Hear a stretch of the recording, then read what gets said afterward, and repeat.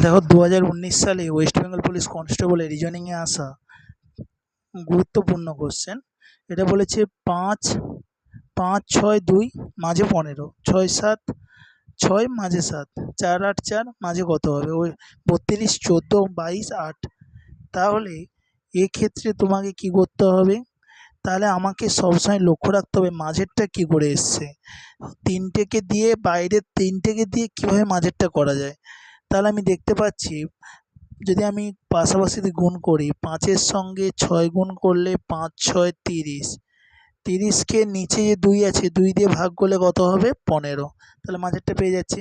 তাহলে এর পরেরটা ওইভাবে হয় কিনা দেখতে হবে।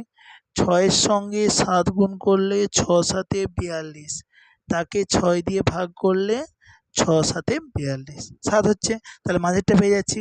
তাহলে পরেরটা যেটা চেয়েছে সেটা তাহলে কী হবে? তাহলে কী করব?